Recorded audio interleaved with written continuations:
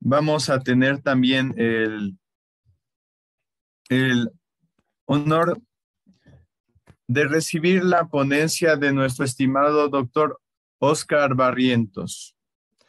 El doctor Óscar Barrientos es máster en Derecho Constitucional y Procesal Constitucional de la UASB, director de Latin Juris de Bolivia. Desde nuestra hermana República de Bolivia nos acompaña el doctor Óscar Barrientos. ¿Cómo está? Muy buenos días.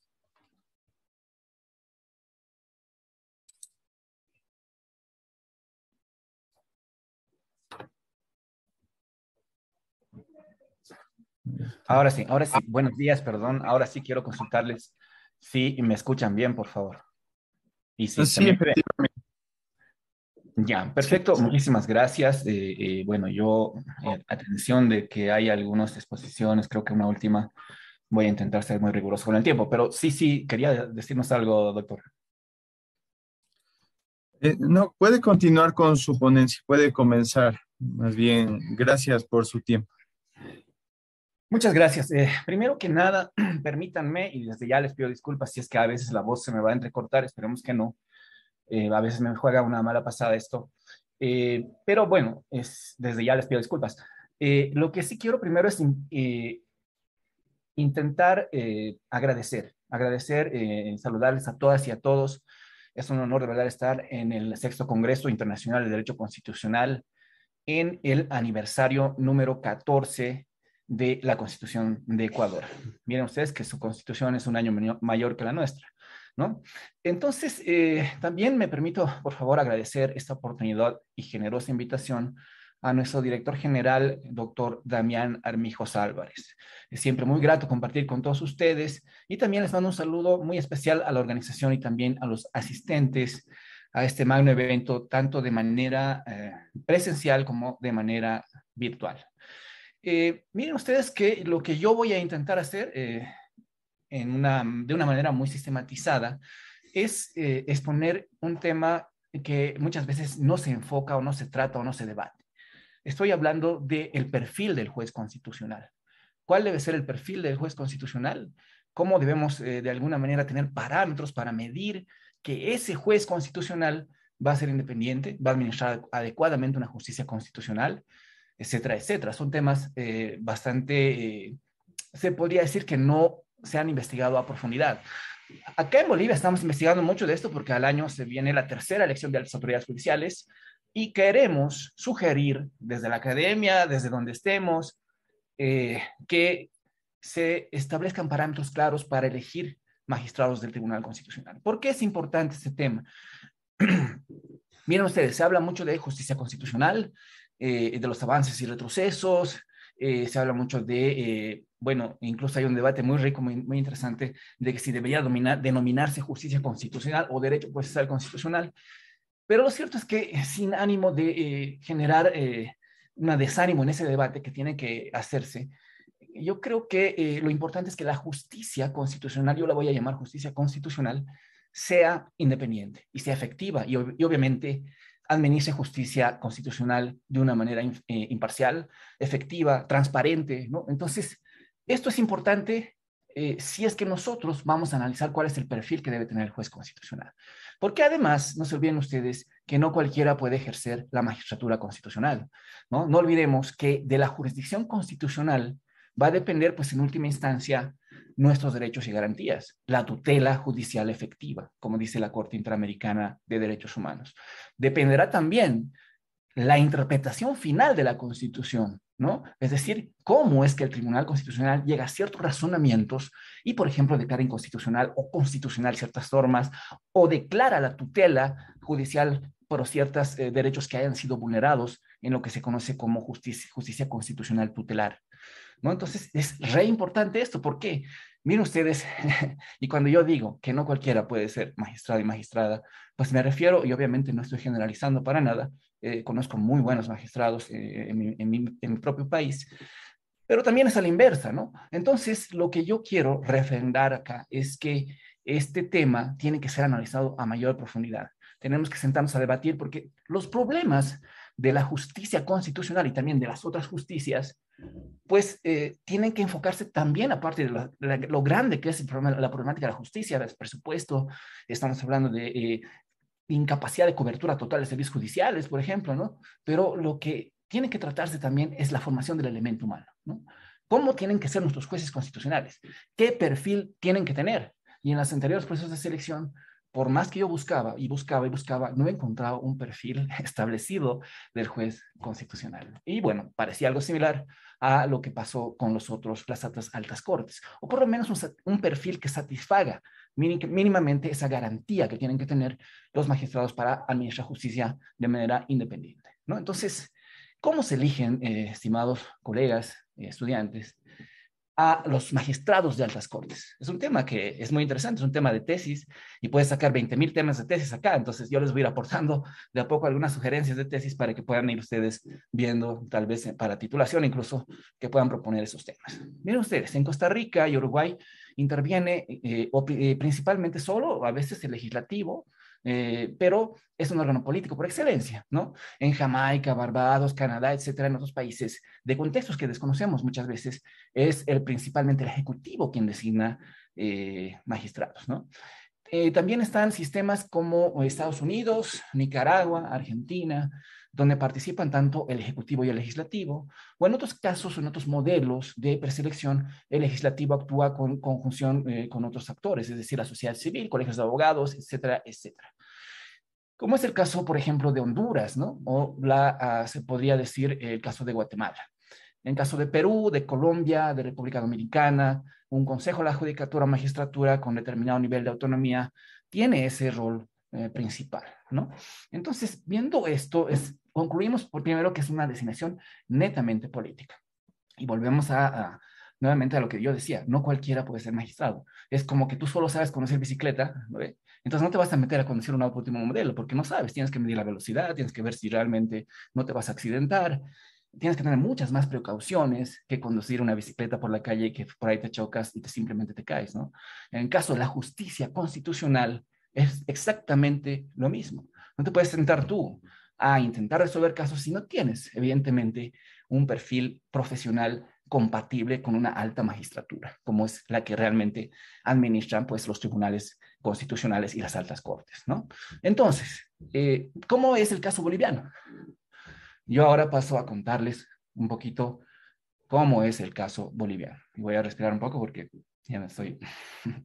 En el caso boliviano, miren, hasta antes de la reforma de 2009, las designaciones de magistrados también fueron políticas, siempre fueron políticas, ¿no? Y no garantizaron, evidentemente, la independencia en los procesos de selección. El informe ya de la Comisión Interamericana de Derechos Humanos, informe de seguimiento, acceso a la justicia e inclusión social, denominado El Camino hacia el fortalecimiento de la democracia en Bolivia, registró, pues evidentemente, información según la cual la Comisión ya alertaba al Estado boliviano que estas designaciones continuaban realizándose mediante procedimientos sin garantías de transparencia. Y bueno, viene la reforma constitucional, pues evidentemente primero de 1994, y la designación era pues por sobre 2/3 de voto, que tampoco, decía la Comisión Interamericana de Derechos Humanos, ha contribuido a eliminar esta situación, ¿no?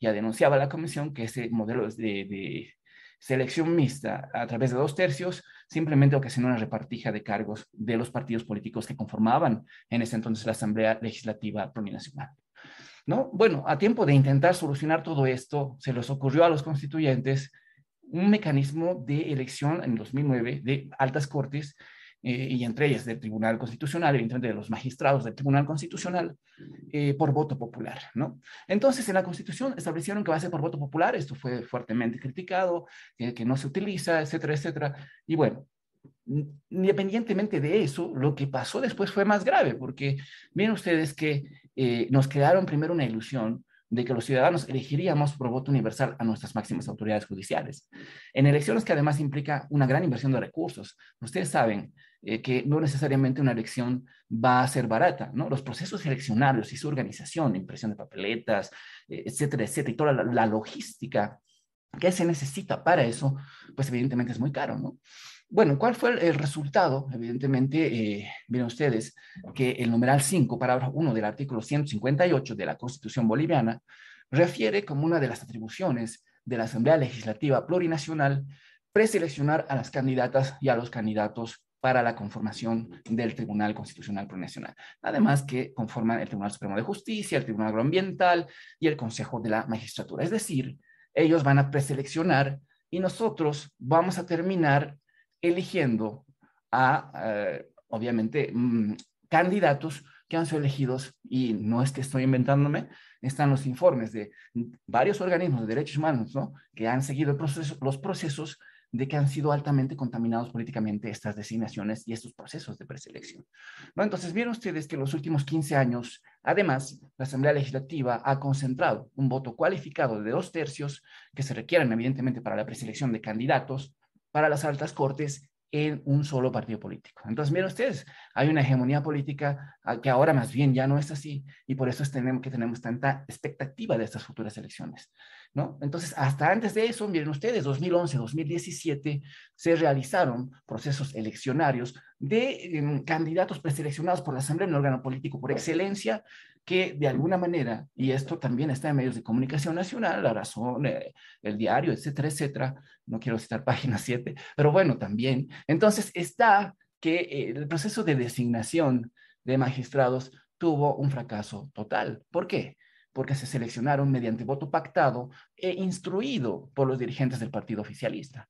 Esos procesos, 2011-2017, reflejaron no solo una baja legitimidad de las autoridades electas, porque obviamente han sido seleccionadas por una mínima cantidad de votos, sino también un predominio del voto nulo o blanco en ambos procesos eleccionarios, ¿no? Entonces, esto genera evidentemente que nosotros reflexionemos, digamos, qué estamos haciendo mal. ¿Es la elección democrática por sufragio o es el mecanismo de preselección? Entonces, claro, también ya hubo un marcado ausentismo del electorado en ambos procesos eleccionarios. De hecho, el relator especial para la independencia de jueces y abogados de la Organización de Naciones Unidas, el doctor Diego García Sayán, expresó su preocupación por ambos procesos, ¿no?, y sugirió como indispensable someter el sistema de elección por votación popular a algunos ajustes. Él dijo en sus informes, porque evidentemente hubo uno preliminar y uno oficial, porque vino acá a Bolivia, que el sistema de administración de justicia está fuertemente influenciado por los poderes políticos, especialmente por el Ejecutivo y el Legislativo. Y bueno, imagínense ustedes que además, no lo dijo esto el relator, pero sí lo digo yo como aporte, el órgano electoral tiene un representante del órgano ejecutivo en calidad de vocal. Entonces, imagínense ustedes, y además que el órgano ejecutivo designa a nivel departamental a un representante. Entonces, ¿cómo uno explica esa injerencia y qué proceso eleccionario transparente puede haber si el órgano electoral plurinacional también está contaminado políticamente, ¿no? Entonces, miren ustedes, ya el relator indicó que tiene que hacerse un reajuste de este tema. ¿Cuáles fueron los problemas que han presentado principalmente? Obviamente, nuevamente, sin generalizar, las altas autoridades judiciales electas no necesariamente destacaron por sus méritos y capacidades profesionales para ser preseleccionados. Es decir, la Asamblea Legislativa utilizó el sistema cumple-no cumple, miren ustedes que ha sido ya tan criticado en la ponderación además, y fue bastante discrecional en la calificación de otros tópicos, como por ejemplo la entrevista, ¿no? En la entrevista pues le dieron un puntaje superior, y en la entrevista si tú decías, digamos, cualquier escenario que se te pueda ocurrir, porque es un evento muy se podría decir subjetivo, la calificación también era subjetiva, ¿no? Y algunos candidatos que tenían grandes méritos académicos y también tenían grandes méritos de experiencia profesional fueron calificados con bajas notas y en la entrevista, y eso generó evidentemente que el proceso haya fracasado, porque estaba diseñado evidentemente para no preseleccionar a los mejores, sino para preseleccionar a magistrados que tengan una tendencia, una línea política, ¿no? Entonces todo esto evidentemente vulnera, estimados estudiantes, estimados colegas, el Pacto Internacional de los Derechos Civiles y Políticos, especialmente el artículo 14.1, ¿no?, que la Convención Americana sobre Derechos Humanos, artículo 8.1 también, que ya establecen que los procesos de elección de altas autoridades judiciales, por la importancia que tienen en la consolidación de un Estado democrático de derecho, donde el poder ejecutivo, el legislativo, etcétera, se sometan, como todos los órganos de poder, precisamente a lo que dice la Constitución en el marco de las competencias establecidas, pues evidentemente ha generado que no necesariamente sean electos los mejores profesionales abogados, ¿no?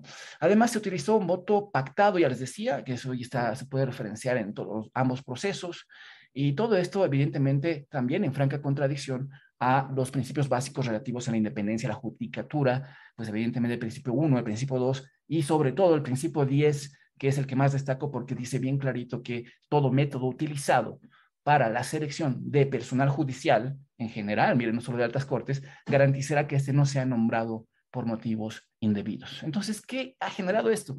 Que evidentemente los magistrados preseleccionados responden a una línea política, ¿no? Porque evidentemente le deben en favor de su designación y de su preselección a movimientos políticos, ¿no? En este caso, al movimiento político que tiene gran mayoría, o bueno, que tenía en ese entonces gran mayoría, ¿no? Esto ha deslegitimizado evidentemente todo lo que es el proceso del sistema universal de selección, porque finalmente yo no entiendo para qué tanto gasto si finalmente podíamos haber mantenido la designación por 2/3, por lo menos allí hubiera entrado algún que otro magistrado de la oposición, yo digo, porque el actual sistema no ha permitido absolutamente nada, hay un monopolio en todo lo que es el Tribunal Constitucional, y bueno, esto también es fácilmente verificable, ¿no? En todo lo que se ha ido denunciando, y los organismos como la Comisión Interamericana, Human Rights Watch, etcétera, han ido denunciando también, ¿no? Entonces, ¿cuál es el problema acá? ¿Cómo debería ser el perfil del juez constitucional? Entonces, la principal pregunta que voy a intentar responder. Primero, la Constitución boliviana en el artículo 199, párrafo primero, establece que para ser magistrado tienes que haber cumplido, tienes que acreditar cumplir 35 años de edad al momento de la postulación. Miren ustedes, 35 años de edad para ser la máxima autoridad judicial de un país. Nosotros creemos que mínimamente deberían ser 45 años. Lamentablemente esto está en la Constitución, ¿no? Por eso también es importante este tipo de eventos para que en otros contextos constitucionales no se repitan estos errores y tampoco se intente regular absolutamente todo en la Constitución, porque ustedes saben que la Constitución no se puede reformar como una ley ordinaria, ¿no? Entonces requiere sí o sí una reforma parcial de la Constitución, pero para esa reforma parcial de la Constitución requiere voluntad política. Y si no hay voluntad política, pues evidentemente la reforma constitucional jamás se va a llegar a implementar, ¿no? Y estos requisitos se van a mantener. Entonces, miren ustedes, ¿por qué yo critico esto de 35 años? Porque en Bolivia la formación de los estudiantes universitarios está fuertemente basada en la corriente filosófica del positivismo clásico e incluso en la escuela de la exegesis, ¿no? Entonces, esa formación, estimados colegas y estudiantes, lo que genera es que tengamos profesionales en derecho que aún no están listos para el ejercicio profesional y menos para el ejercicio de una función tan alta y tan delicada como sería la magistratura constitucional, ¿no? Por tanto, tenemos jueces que, ni bien se titulan, administran justicia en la justicia ordinaria, ¿no? Y miren ustedes, yo me titulé a los 35, quiero postularme. Evidentemente tendré que cumplir requisitos que acreditan alguna experiencia, pero el parámetro es muy bajo desde nuestro punto de vista. Entonces, estos jueces que no tienen la adecuada formación, porque no es lo mismo administrar justicia constitucional que administrar otro tipo de justicia, porque la justicia constitucional requiere no meros aplicadores autómatas de la ley, que repitan artículos, que memoricen ciertos autores, que es importante, ¿cierto? Pero que necesitas que los abogados aprendan lo que el profesor Miguel Carbonell dice, argumentación jurídica. Si el abogado no aprende argumentación jurídica, pues evidentemente tiene muchos problemas. Y si le aumentamos a esto, que una vez titulados, no necesariamente es una práctica jurídica, porque están habilitados para el ejercicio profesional simplemente pagando la colegiatura, etcétera, ya sea en el Ministerio de Justicia, bueno, sí, en el Ministerio de Justicia. Entonces, básicamente no hay algo que los termine de formar, y este es un problema estructural que tiene que solucionarse, ¿no? Miren ustedes que en Bolivia la enseñanza del derecho constitucional está reducida a una materia. Imagínense ustedes, ¿no? O sea, y eso, una materia de los primeros años, ¿no? Entonces, tenemos que la enseñanza de la materia, por ejemplo, del derecho civil, lo llevas 8 materias, casi llevas toda la carrera.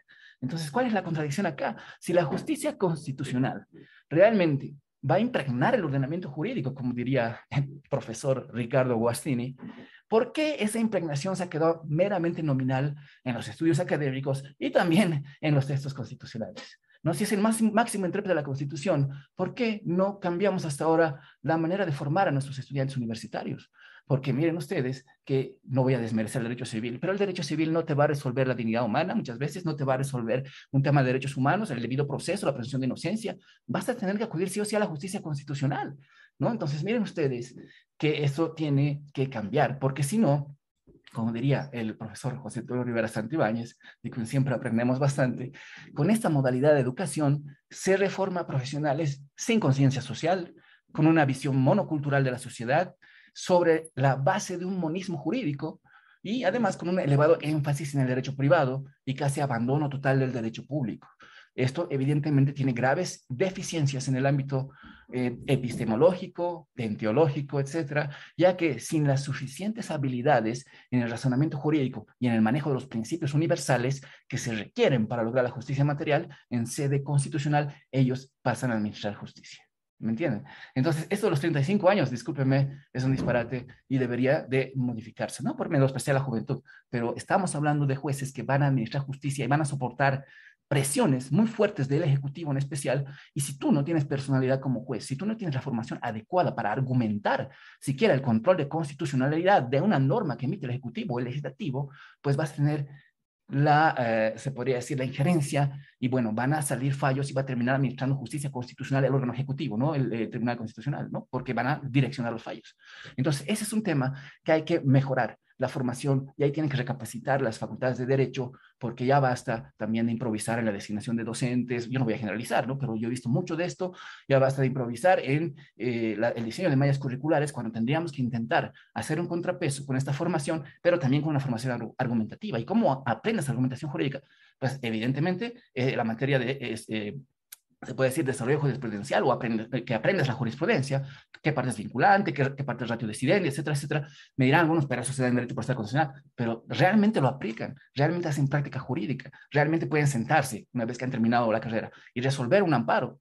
Nos pueden dar fundamentos para eso, que así deberían ser los exámenes, ¿no? Pero bueno, miren ustedes, este tema de la especialización o la experiencia acreditada de por lo menos también 8 años, dice la Constitución, y bueno, ahí hay que decir que la Constitución te pide experiencia acreditada y especialización, no hace diferenciación entre una y la otra, y evidentemente son diferentes. Además que dice que el artículo 199, también para abajo primero, dice que debe acreditar 8 años. Nosotros creemos que igualmente es insuficiente. Además, tanto la especialización como la experiencia deben acreditarse en base a funciones relacionadas al cargo. Imagínense, no es por desmerecer, pero yo sí he sido años de años, 10 años oficial de diligencias, no puedo ser juez constitucional y decir, pues que acredito más de 8 años, acredito 10 años. ¿Me entienden? O sea, ya me he titulado y tengo 35 años y quiero ser magistrado. ¿Me entienden? Eso, pues, obviamente, sin desmerecer que tienen que obviamente tener cada importancia, cada cargo tiene mucha importancia en el desarrollo de la justicia, pero ojo, no estamos hablando de cualquier justicia, sino que estamos hablando de la justicia constitucional. Además, miren ustedes, en la ponderación de méritos no se debe utilizar, ya lo han dicho los organismos internacionales, lo han dicho fundaciones como la de Fundación para el Debido Proceso, que es una fundación que trabaja históricamente en procesos de preselección de altas autoridades judiciales. No se debe utilizar nunca el sistema cumple o no cumple, porque evidentemente eso no te permite medir, no te permite ponderar la especialización, la experiencia de los 8 años, porque claro, ahí tú puedes poner parámetros para que realmente la persona acredite experiencia en lo que es justicia constitucional, ¿no? Ejercicio de la justicia constitucional en este caso, ¿no? Evidentemente, ahora hay salas constitucionales incluso, ¿no? Que pueden ayudar. Y también en el litigio puedes tú acreditar que has litigado muchos años en la justicia constitucional, pues podrás demostrar también experiencia acreditada, ¿no? Entonces, la ponderación no debe ser con cumple y no cumple, eso ya nos ha pasado con otros procesos eleccionarios de autoridades muy importantes, ¿no? Como por ejemplo el Contralor, que está ahí, el tema del Defensor del Pueblo, que de alguna manera ha habido una traba en todo lo que es este proceso eleccionario.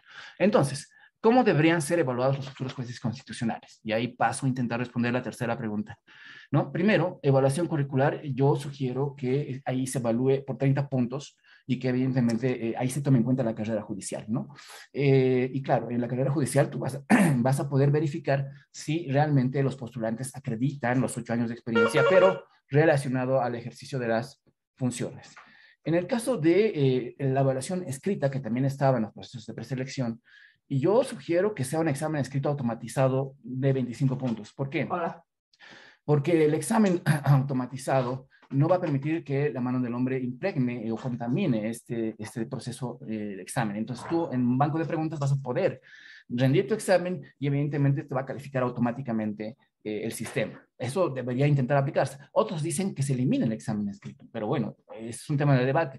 En el caso de más importante, yo propongo que si van a administrar justicia constitucional, pues evidentemente, obviamente estas propuestas son en base a un trabajo de muchas sugerencias recogidas en diferentes foros, en diferentes también documentos que hemos ido revisando. proponemos la resolución de un caso hipotético, ¿no? Que se sea 25 puntos y ahí sí, el postulante se siente, le des los instrumentos y él puede resolver un caso concreto y sepa argumentar, además, cómo va a resolverlo, ¿no? Cuáles son sus fundamentos jurídicos, cuáles los obiter dictums que ha utilizado, etcétera, etcétera, ¿no? Tiene que decirnos y tiene que demostrarnos en cancha que realmente él puede administrar o ella puede administrar justicia constitucional. ¿No? Finalmente, la entrevista que se ha ido implementando, yo creo que esa entrevista pues tiene que enfocarse con elementos medibles, o sea, porque no puede ser una entrevista que, bueno, tú le hagas algunas preguntas porque parecería que eso es examen oral, ¿no? Entonces yo creo que en la entrevista debe acreditarse el conocimiento de los principales problemas de la Administración de Justicia, que el postulante nos diga si conoce realmente cuáles son los principales problemas, sobrecarga laboral, etcétera, etcétera, presupuesto, cuál es su posición al respecto. El segundo elemento para ponderar el examen, perdón, la entrevista debiera ser propuestas para garantizar el ejercicio de una judicatura independiente, ¿no? ¿Cuáles son sus propuestas? ¿Cómo va a organizar su despacho? ¿Cómo va a evitar la retardación de justicia? Etcétera, etcétera, lo que se denomina las competencias blandas. ¿Cómo vas a evaluarlas? Pues evidentemente al entrevistarlo, ¿no? Y finalmente debería haber una visión de retos para mejorar la administración de justicia. Claro, algunos dicen que esto puede ser bastante subjetivo, pero es que es peor que calificarlos o designarlos sin que realmente exista un mecanismo de medición que te permita medir precisamente la capacidad argumentativa. Finalmente, en el caso de especialización, de verdad que yo sugiero que se pondere mucho más también, así como se pondera la carrera judicial, se pondere si un postulante tiene maestría y no solo especialización, que tenga mayor ponderación, ¿por qué no? Si tiene doctorado, también debiera tener mayor ponderación, o incluso si tiene postdoctorado, pero bueno, este es un debate no cerrado, evidentemente hay muchas observaciones, pero lo cierto es que de alguna manera tiene que haber una medición, tiene que haber una ponderación. Y si tú acreditas, digamos, un doctorado en X o Z universidad que es muy reconocida, pues tiene que tener el valor correspondiente. Además, el reglamento del sistema de administración de universidades públicas de mi país establece ya una categorización, ¿no? Por ejemplo, especialización son 1.600 horas académicas, ¿no? Entonces tú tendrás que acreditar que tienes ese certificado que dice eso. Además, tendrás que acreditar que tu tesis o, bueno, tu trabajo de investigación se relaciona con el cargo al que estás postulando, ¿no? No vaya a ser que tú históricamente hayas escrito sobre otras cuestiones y no sobre justicia constitucional, eso no te sirve de nada, o sobre derecho administrativo, o sobre derecho constitucional, etcétera, etcétera. En el caso de maestría, se acredita 2.400 horas académicas y también hay que exigirse eso, ello, y obviamente hay que exigirse que nos muestren cuál es el trabajo de investigación de su maestría, ¿no? ¿Cuál ha sido el aporte? No se olviden ustedes que la maestría tiene que tener un aporte científico y muchas veces no ocurre aquello, ¿no? Finalmente, el doctorado, 2.800 horas académicas, que debería servir también como un parámetro para que puedas medir la capacidad en el caso de los méritos académicos, los méritos profesionales. ¿Por qué no decir también las publicaciones? Y obviamente en el doctorado tú le exigirás que acredite su publicación, que acredite su artículo internacional, ¿no? Porque no solamente decir, ay, soy PhD, pero no habías publicado absolutamente nada en tu vida. Entonces creo que eso tiene que tener también un control.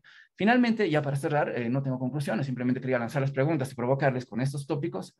Lo que yo sí quisiera decir es que debe, desde mi punto de vista, la conformación de un tribunal constitucional en la conformación de un tribunal constitucional debe haber magistrados que acrediten carrera judicial, es cierto, es importante, pero también debe haber magistrados que destaquen por su alto nivel académico. Yo creo que la combinación de ambos va a generar fallos mucho mejores y además va a generar que los magistrados tengan la respectiva personalidad cuando el sana plena tengan que decidir un asunto porque tienen que argumentar desde la práctica jurídica y también desde la teoría, ¿no? Tienen que argumentar, evidentemente, desde los trabajos científicos, porque hacer una sentencia no es fácil. Muchas veces se requiere, evidentemente, hacer un trabajo científico. ¿Cómo puedes inaplicar una norma y aplicar el control de convencionalidad si no tienes idea de lo que estás haciendo? Entonces, obviamente, no estoy diciendo que eso pase, pero muchas veces yo he visto que algunos magistrados se atienen mucho a sus letrados y han entrado a aprender el ejercicio de la magistratura cuando les ha tocado ser jueces por designaciones evidentemente políticas. Otros no, otros evidentemente tienen mucha formación, pero yo creo que hay que combinar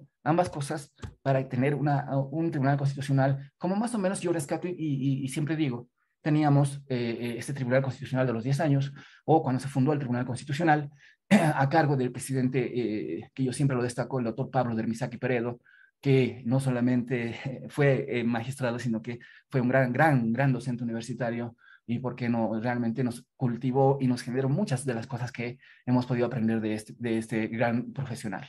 ¿No? Eso es un poco lo que quería compartirles y bueno, espero que les haya gustado la ponencia, no quiero cansarlos, tal vez están en pleno almuerzo, así que muy provecho y bueno, yo aprovecho también para despedirme, mandarles un fuerte abrazo y les agradezco infinitamente su atención, espero que la ponencia les sea de utilidad.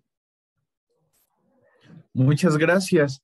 Efectivamente, estimado doctor, es una ponencia muy útil porque es una realidad palpable de que necesitamos justamente los mejores representantes de nuestra profesión o al menos en relación a esa especialidad en las altas magistraturas en nuestros países.